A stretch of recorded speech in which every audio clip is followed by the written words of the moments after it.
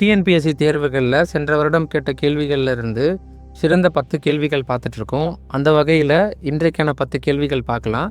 இதுக்கு முன்னாடி போட்ட பதிவுகள் உங்களுக்கு தெரியும்னா நம்ம சேனலில் இருக்கிற வீடியோஸில் போய் பாருங்கள். தொடர்ந்து நம்ம வீடியோஸ் பாருங்கள். சரி, நம்ம இப்போ கேள்விகளுக்குள்ளே போகலாம். முதல் கேள்வி பார்த்தீங்கன்னா, தமிழில் எழுதப்பட்ட முதல் 5 இலக்கண நூல் இவற்றுள் எது? தண்டி அலங்காரம், வீர சோழியம், தொல்காப்பியம், நன்னூல். இதில் பார்க்குற 10 கேள்விகளுக்கான விடையை உங்களுக்கு தெரிஞ்சதுன்னா நீங்கள் கமெண்ட்டில் டைப் பண்ணுங்க. சரியான கேள்விகளை நீங்கள் அனலைஸ் பண்ணிக்கோங்க. ஸோ இதுக்கான சரியான ஆன்சர் பார்த்தீங்கன்னா வீர சோழியம். அடுத்த கேள்வி, சீட்டுக்கவி பாடுவதில் வல்லவர் இவர்களுள் யார்? பாரதியார், அந்தக கவி வீரராகவர், திருவாளவாயுடையர், அனைத்தும்.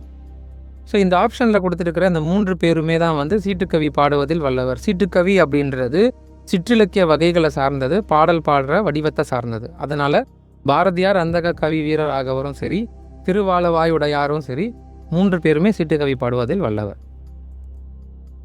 அடுத்த கேள்வி, இஸ்லாமிய இலக்கியத்தின் காப்பிய நூல் மற்றும் பெரிய நூல் எது? சின்ன சீரா, நபிகள் வரலாறு, சீரா புராணம், பல் சந்தமாலை. இதுக்கான சரியான ஆன்சர் சீரா புராணம்.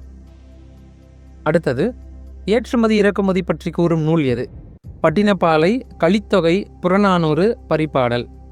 இவற்றில் இம்போர்ட் எக்ஸ்போர்ட் பற்றி சொல்கிற நூல் எது அப்படின்னு சொல்லிட்டு பார்த்தீங்கன்னா பட்டினப்பாலை. அடுத்தது, சீரா புராணம் எத்தனை காண்டங்களை உடையது? சீரா புராணம் எத்தனை காண்டங்களை உடையது? 5, 6, 3, 4. இதுக்கான சரியான ஆன்சர் 3. தமிழ் இலக்கியத்தின் முதல் புதினத்தின் பெயர்? தேம்பவாணி, பிரதாப முதலியார் சரித்திரம், குற்றால குறவஞ்சி, தொல்காப்பியம். இதில் முதல் புதினம் எது அப்படின்னு சொல்லிட்டு பார்த்தீங்கன்னா பிரதாப முதலியார் சரித்திரம் தான். அடுத்தது, குறிஞ்சிப்பாட்டில் காணப்படும் பூக்களின் எண்ணிக்கை எத்தனை? 100, 99, 150, 10. இதில் சரியான ஆன்சர் எதுன்னு பார்த்தீங்கன்னா 99. இரும்பு கடல் என்று அழைக்கப்படும் நூல் எது? திருக்குறள், புறநானூறு, பதிற்று 10, நற்றிணை. இதுக்கான சரியான ஆன்சர் பதிற்று 10. அளவறிந்து வாழாதான் டேஷ் உல போல இல்லாகி தோன்றா கெடும். ஆப்ஷன்ஸ் பார்த்தீங்கன்னா வாழ்க்கை, யாக்கை, வேட்கை, வேட்டை. இதில் சரியான ஆன்சர் வாழ்க்கை.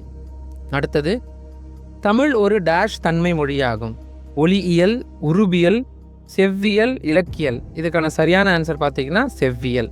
இது போன்ற கேள்விகள் அதிகமாக பார்க்கணுன்னு நினச்சிங்கன்னா நம்ம சேனலில் போடுற பதிவுகளை தொடர்ந்து பாருங்கள். அடுத்த 10 கேள்விகளோடு உங்களை நாளை சந்திக்கிறோம். நன்றி.